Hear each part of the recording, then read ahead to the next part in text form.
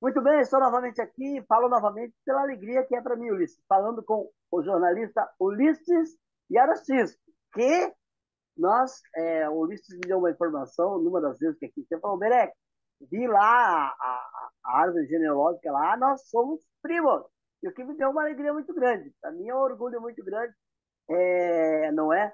Falar primeiro de um jornalista aí que tem grandes credenciais.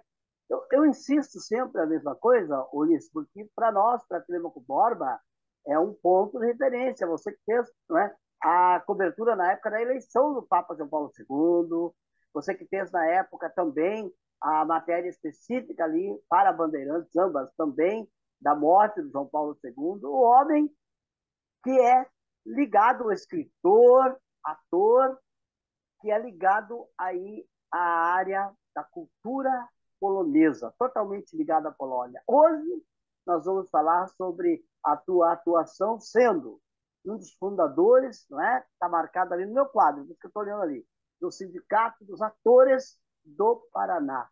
Como sempre, eu falei demais para começar a conversa. Ulisses, boa tarde. Boa tarde.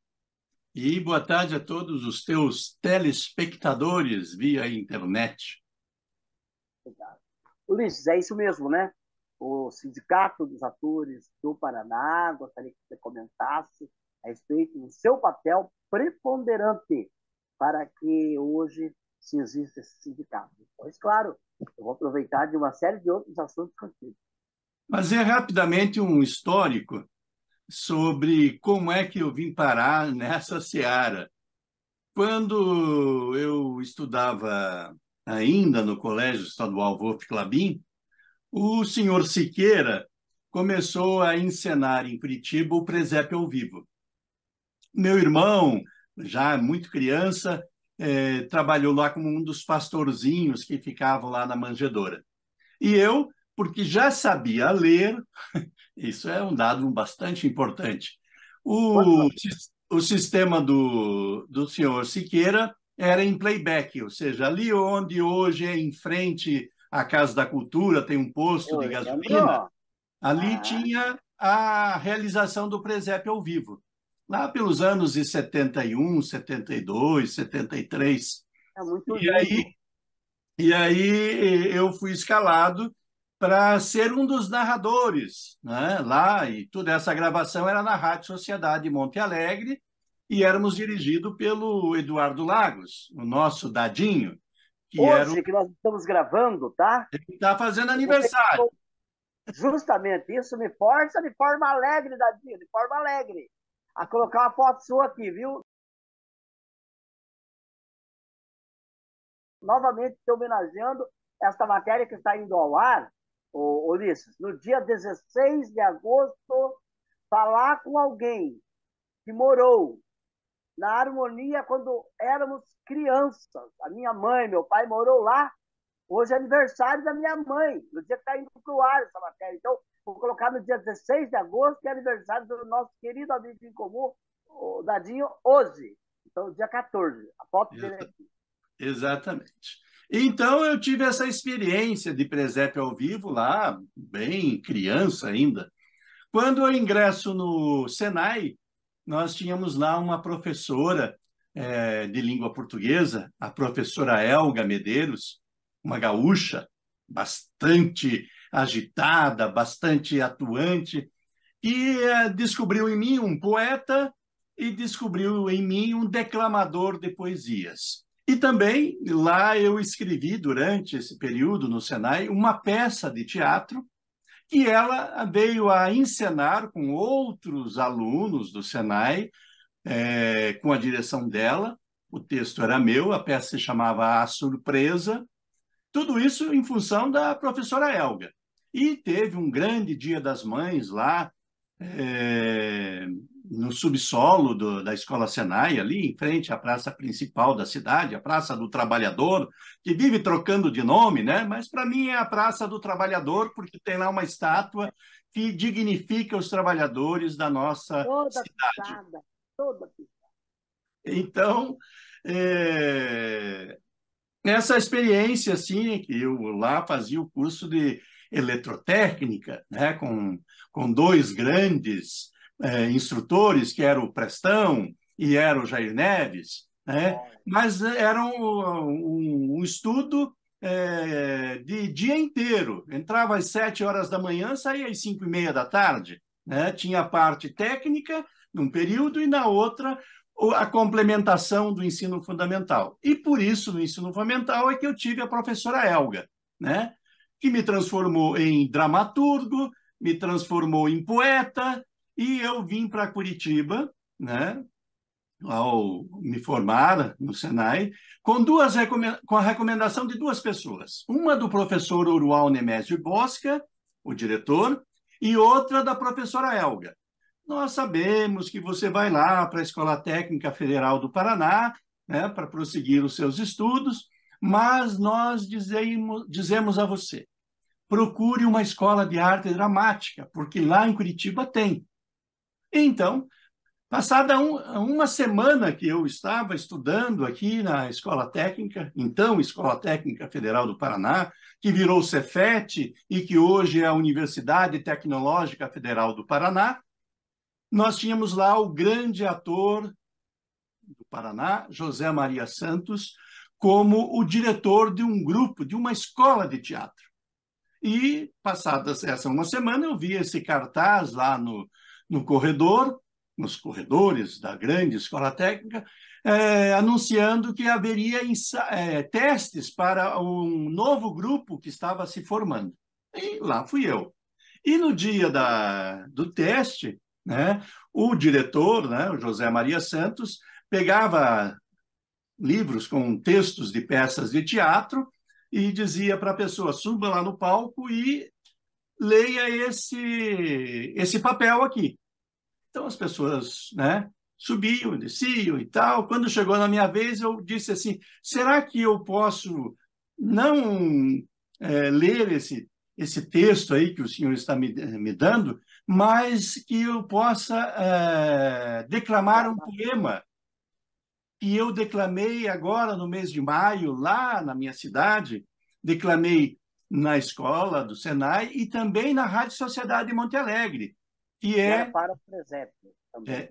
Não, o presépio, entendi. presépio já tinha passado, né? Tem razão, desculpa, é verdade. Tá, isso já era o Dia das Mães na Escola Senai, com a minha peça Surpresa, né?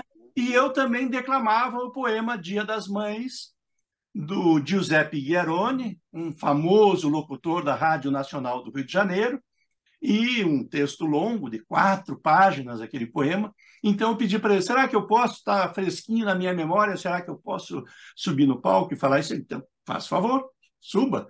E lá eu declamei, então, pela terceira vez, o poema do Dia das Mães. E fui aprovado e comecei a minha carreira teatral com o maior ator de todos os tempos do Teatro do Paraná. Veja só que sorte que eu tive, né? Justo com o melhor, né? Com José Maria Santos. Então, e aí eu comecei uma peça, 2 peças, 3 peças, lá no grupo da Escola Técnica. Mas, em função da minha qualidade... Tinha o nome do grupo? O grupo era TETEF, Teatro da Escola Técnica Federal do Paraná. Só lembrando 2 coisas. Os cortes que eu faço abrupto ao Ulisses é por causa do delay que nós temos aqui, tá? Então, quando eu falo com ele, ele ainda está numa sequência por causa do delay. Tá? Então, eu pedi desculpa a todos. E se você me permite, eu gostaria também de lembrar essa camiseta do encontro de ex-seminaristas redentoristas de anos anteriores que nós tivemos e que teremos com borda ter uma história com a congregação redentorista aí, né? Então eu esqueci de falar. E se você me permite novamente, eu quero oferecer essa entrevista de hoje em memória, a mãe do nosso amigo ex-seminarista redentorista lá de Campo Grande, o Tizil, porque a mãe dele faleceu. Nós estamos no luto da mãe dele e como eu estou com essa camiseta e o Tizil é um grande incentivador da união dos ex-seminaristas, a nossa amizade, eu queria oferecer esta entrevista à memória da mãe dele e a todos os familiares. Desculpa, continue, me perdoe pela interrupção. Então, lá nesse período, né, que começa em agosto de 1975, olha quantos anos faz já, eu era adolescente, e fizemos peça Os Faladores, de Cervantes, Pequenos Burgueses, de Máximo Gorki, A Invasão, de Dias Gomes, Arena contra Tiradentes, de Augusto Boal e Gianfrancesco Guarnieri.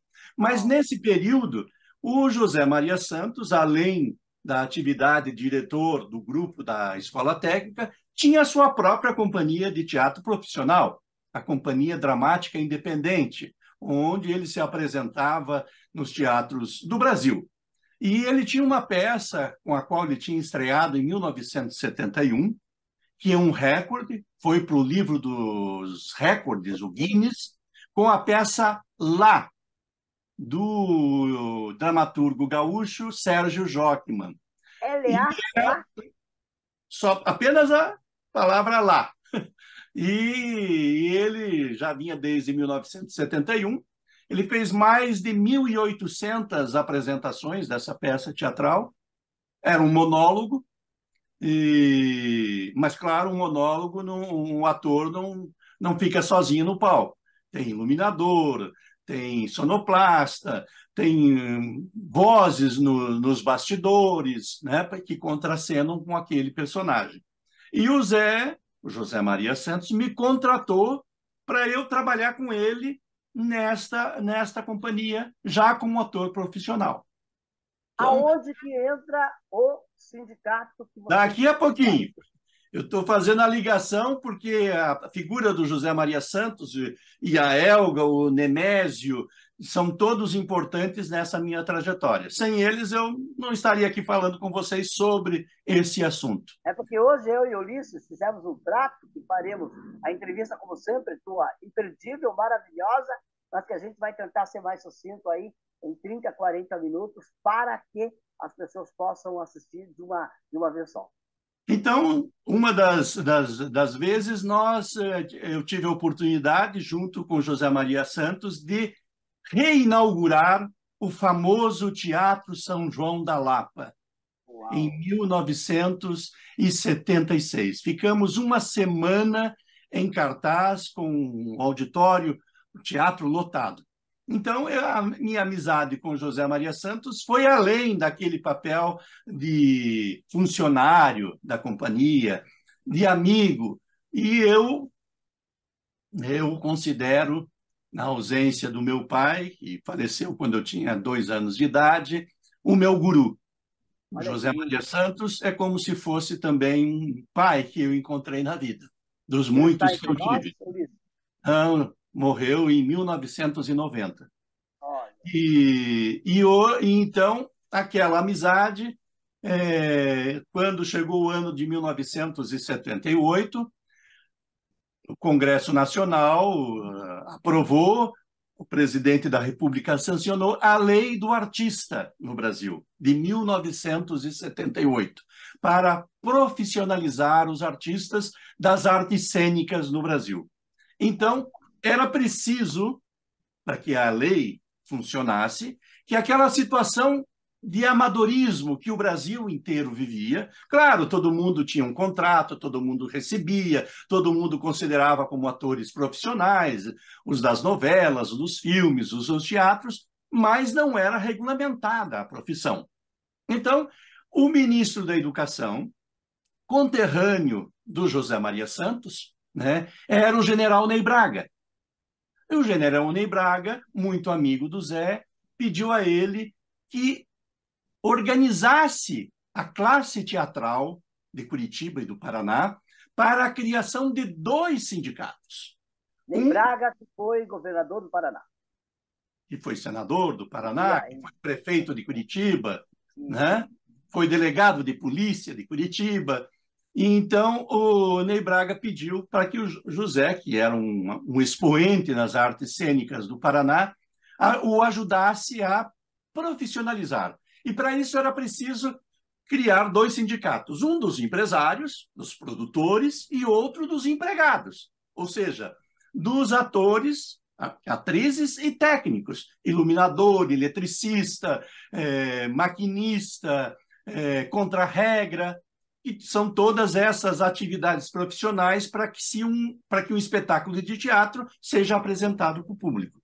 Então, existia aqui em Curitiba uma associação de artistas e era presidida por um delegado de polícia e não por um artista.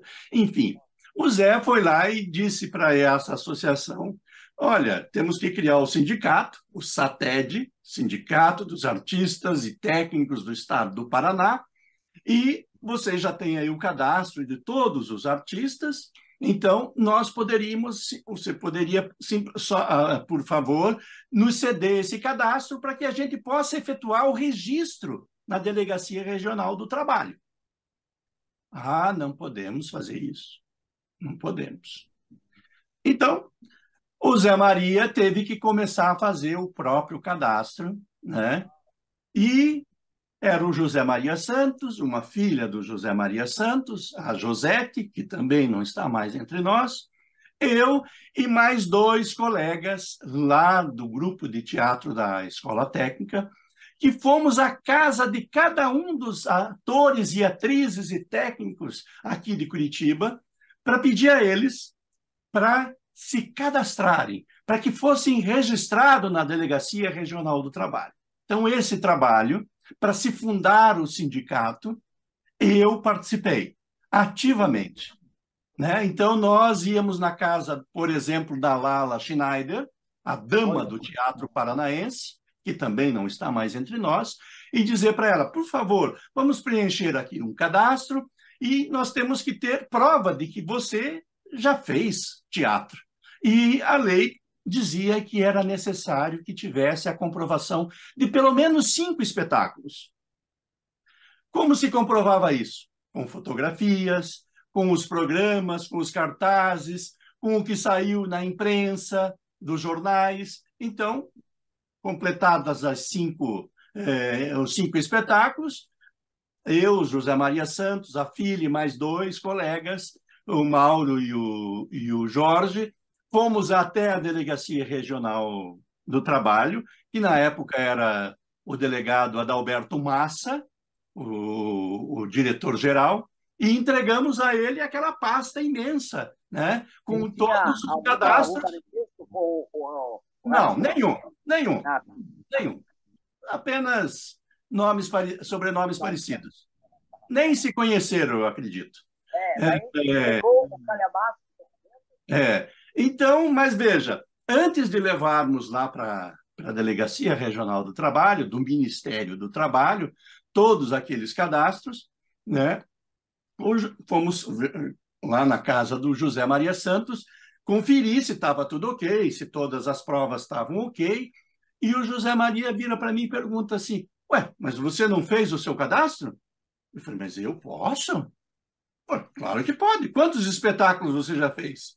Eu falei, tal. Então, você já fez 10 espetáculos, já está o dobro do que é necessário. Mas eu nem me considero um ator profissional. Não, você se cadastra. Então, eu fiz a minha ficha, tinha os recortes, sempre guardei tudo que eu fiz na vida, né? Os meus familiares falam para mim assim, fica guardando essas coisas velhas, esse papel velho, joga fora, isso aí não interessa para ninguém. Né? Mas, enfim, cada um pensa de um jeito. E então eu recebi o número 57. Eu sou um dos atores mais antigos do Paraná, porque aqueles 50... Aqueles... O Ciro, né, que está lá na SPN, daí falei, não é, na parte escrita, né, de você, são pessoas que dão muito orgulho a nós. Então, e eu posso dizer que aqueles 50 primeiros, infelizmente, já faleceram. Então, atualmente, eu sou provavelmente o mais antigo ator profissional registrado do Paraná. Né? E foi assim a minha participação na criação do SATED, Sindicato dos Artistas e Técnicos do Estado do Paraná. Muito bom. Claro que eu vou ter que fazer um monte de batalha de curiosidades que eu tenho aqui com um cara que entende. Ulisses, quando você fala no teatro, eu vou te fazer uma pergunta que não tem nada a ver, mas eu preciso fazer. Eu estou aficionado ultimamente em assistir aqueles vídeos do YouTube dos CTGs, onde eu vejo, especialmente, aqueles meninos e meninas dançando lá aquelas músicas gaúchas, dançando. A hora que eles olham um para o outro, cantando a música, dando aquele sorriso, o menino canta, canta e gesticula e dá aquele sorriso, olha para a menina com aquele olhar carinhoso de olha e tal, conforme a letra da música, aquele sorrisão, aquele menino de 10 anos, de 11 anos, de 7 anos, e a menina, então, com aquele ar assim maravilhoso, dançando muito bem. Ela quase que interpretando no olhar a música. Ulisses, você certamente também conhece, é do Paraná, mora em Curitiba. Quando há essas interpretações eu esqueci qual é o nome para a menina e para o menino que dançam ali, a dança gaúcha, o CTG, é grande noção de teatro que também tem ali para que a interpretação fique maravilhosa, né? E, claro, cantores e cantoras, quando interpretam, quando cantam, eles estão interpretando. E você consegue distinguir, né, quem é um bom cantor, uma boa cantora, se ele realmente transmite aquilo que sente, ou seja, Pegar o que microfone, interpreta. bababá, todo mundo faz, né? Isso aí. Ah, Então, é interpretação, né? É a vivência daquilo que você está falando, que você está cantando. eu fico assim, viu?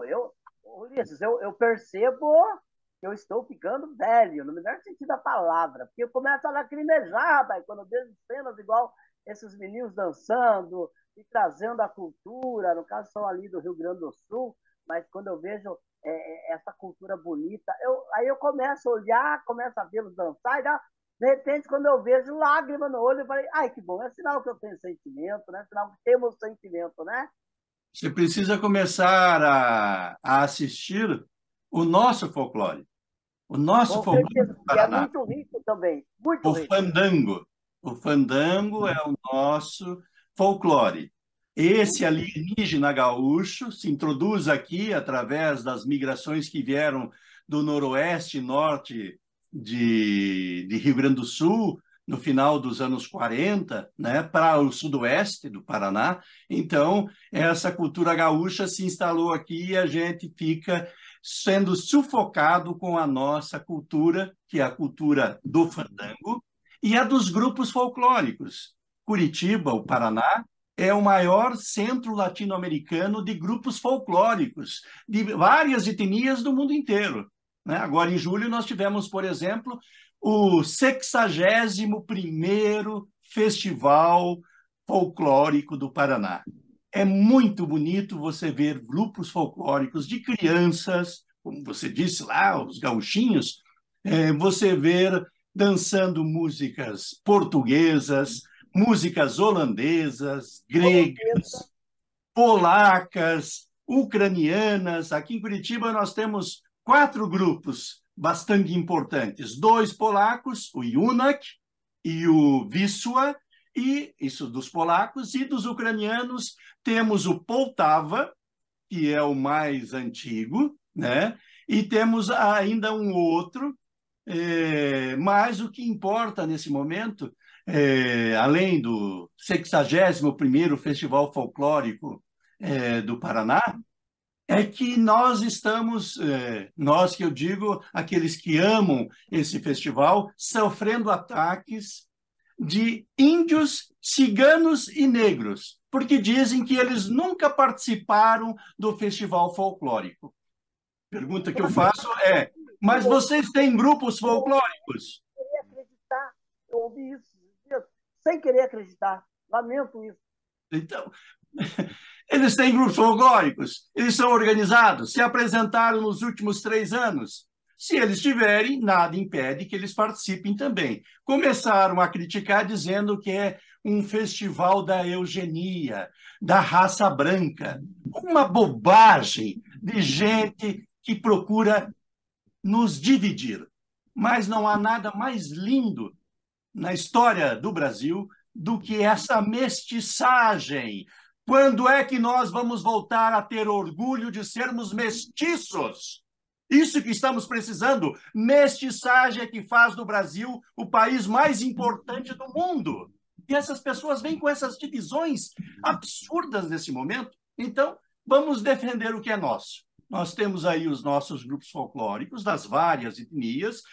Queremos que também essas duas raças, né, índios e negros, participem do festival, que descubram quais são as suas etnias, não é?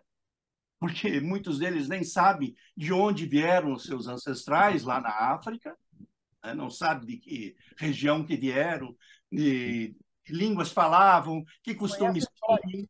Porque só dizer que é samba, samba é uma criação brasileira, justamente uma mestiçagem, produto da mestiçagem de portugueses, índios e negros.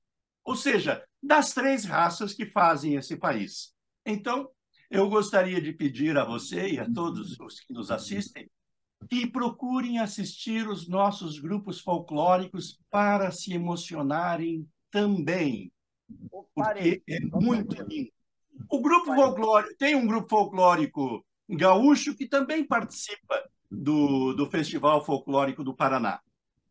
Mas o que eu sinto é que o sul do Paraná e o sudoeste do Paraná deixam de ser paranaenses para adotarem a cultura gaúcha. E já que estamos falando de gaúcho, deixa eu dizer uma coisa, que eles nos roubaram. Duas coisas esses gaúchos nos roubaram. O chimarrão e a erva mate. O chimarrão é do sul do Paraná. Uau. São Mateus do Sul é a capital mundial da erva mate. Olha. No final do século XIX, o coronel Bodiak exportava a erva mate de São Mateus do Sul para a Cracóvia. O primeiro pé de erva mate plantada em Barão de Gotegipe, próximo a Erechim, foi uma muda levada por um curitibano. Ok, gaúchos? Gaúchos, essas bombachas de vocês não são espanholas, são do exército turco. Compreendam-se primeiro.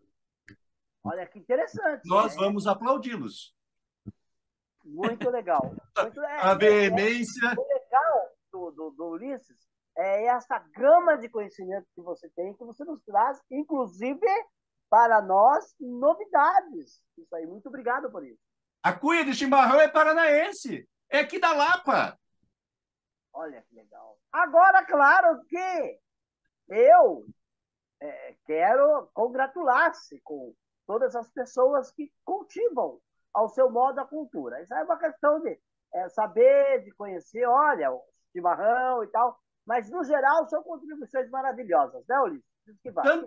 Tanto é verdade o que eu estou falando, se nós estudarmos... Não estou contestando, o que eu estou dizendo é assim, Sim. O importante é que de tudo, né, está aí, tanto paranaense, quanto gaúchos, quanto outras federações nossas, né, outros estados nossos, quer dizer, estão cultivando essa cultura, e isso é muito bonito, né? Então, mas é só para dizer o seguinte, na história econômica do Paraná... Muito gaúcho, nós temos muito catarinense aí, que lembra que eles vão pegar eu na rua.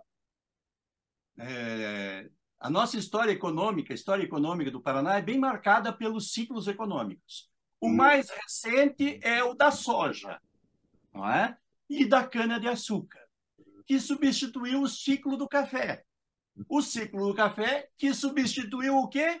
O ciclo da erva mate. As duas primeiras fábricas da América Latina de chá de erva mate são curitibanas. Mate Leão e Mate Real, das famílias Leão e Fontana. Eu encontrei esses dias, eu não lembro em que supermercado, em que cidade, eu voltei a encontrar o chá mate-leão naquelas embalagens de 200 gramas, aquela caixa grandinha. Eu estou tentando procurar, eu só não gosto de fazer pelo seguinte, quando eu faço o chá, eu consigo tomar uma garrafa inteira em meia hora colocando leite. O chamate real ainda é curitibano, ainda pertence à família Fontana, Olha que legal. imigrantes italianos, né, do Ah, século XIX. O mate Leão foi vendido pela família Leão para a Coca-Cola. Então, olha, continua sendo paranaense, porque a fábrica saiu aqui de Curitiba, a antiga fábrica, e foi para Campina Grande do Sul. Ou seja, muito. o mate, a erva mate, continua sendo a do Paraná, e não a do Rio Grande do Sul. Entendeu? Ok, então tá bom. Ulisses, eu falaria com você aqui o dia inteiro. Gente, o correto é falar assim, eu falaria o dia inteiro. Mas como eu estou tão à vontade com o meu querido amigo, irmão Ulisses, daí é o dia inteiro. Sabe por que eu faço questão de falar isso? Eu tenho falado nas entrevistas? Porque, primeiro, eu cometo alguns erros sem querer, de concordância, isso sem querer, mas, daí, no geral, eu fico muito à vontade para conversar como se estivesse no sofá da casa, conversando com os meus amigos. Então, daí sai esse dia inteiro e tal, nesse sentido, né? Porque, para criticar a gente, tem um monte de gente, né, Ulisses? Como Isso tem, né, Ulisses? é. É jornalista, é formado, falando o dia inteiro. Tal. Ulisses, eu vi no teu Face, você teve participação nessa semana passada num evento muito importante onde você foi homenageado. Comente comigo. Então, eu fui convidado pelo Instituto Histórico e Geográfico do Paraná, uma instituição de 123 anos. Foi criada no ano de 1900, aqui em Curitiba, entre outros por Romário Martins, o nosso grande historiador paranaense. E eu fiz lá, na última terça-feira, a exibição do meu longa-metragem, um filme documentário, de nome Revelando o Contestado. Tintim por tintim, o que aconteceu entre 1912 a 1916. O maior conflito social da história do Brasil. E que, infelizmente, do Rio Ribeira para cima, eles só sabem da Guerra de Canudos. O que aconteceu durante alguns meses? Morreram gente, mas nada comparado aos 20 mil mortos na Guerra do Contestado e que aconteceu no Paraná, e só no Paraná, e só com paranaenses. Tudo que você ouvir dizer aí que é uma guerra que os catarinenses contestavam o território, tudo balela. Quem contestava eram os poceiros, os fazendeiros, os caboclos, os colonos polacos, italianos e ucranianos e alemães que, de repente, foram assaltados pelo magnata americano Percival Farquhar, que, ao ganhar a concessão do governo federal para terminar a construção da estrada de ferro São Paulo-Rio Grande, de Sengés a Marcelino Ramos, ganhou para explorar de cada lado desta ferrovia que ele construiria 15 quilômetros de cada lado. E aí ele fez uma devastação completa nas nossas matas de pinheiros, angicos, perobas. No Empire State de Nova York, tem madeiras que saíram daqui da Lumber, a grande serraria deste americano, com o beneplácito do governo federal, do governo estadual do Paraná, que colocou a Polícia Militar do Paraná e o Exército Brasileiro contra os paranaenses. Não foi uma guerra entre Santa Catarina e Paraná. Não. Foi os paranaenses se defendendo do Exército Brasileiro e da Polícia Militar do Paraná.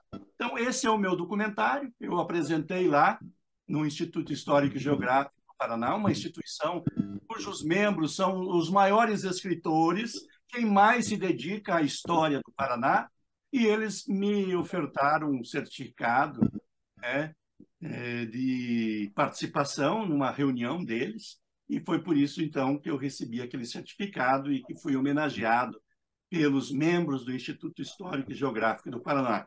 E estou aqui à disposição aí do prefeito de Telêmaco Borba, da Secretaria Municipal de Cultura, da Secretaria Municipal do Embaú, de Tibagi, da Reserva, de Ortigueira, de Curiúva, de Arapoti, para apresentar este documento para conhecermos a história do Paraná e dessa grande tragédia que nos atingiu entre 1912 e 1916. Está aí falou para o meu querido amigo Ellison, que está, não é, à frente aí, coordenando o trabalho da cultura aqui na Casa da Cultura em Telêmaco Borba, na Secretaria de Cultura, Esporte e Recreação, onde temos o secretário Fabrício, o Ellison, que tem realmente prestigiado muito, muito os talentos aqui em Telêmaco Borba. Por isso, deixa o teu abraço a quem você quiser, falaria com você o dia inteiro. Fique à vontade. Eu sou polaqueiro, metade polaco, metade mineiro. Nasci na rua Mato Grosso, número 25, na Vila Operária, em Harmonia. Morei até a minha adolescência na Cidade Nova. E aí vim para Curitiba, mas nunca deixei que os meus laços se soltassem com a minha Monte Alegre. Deixa um abraço para o povo da cidade. Então, um grande abraço, na do widzenia.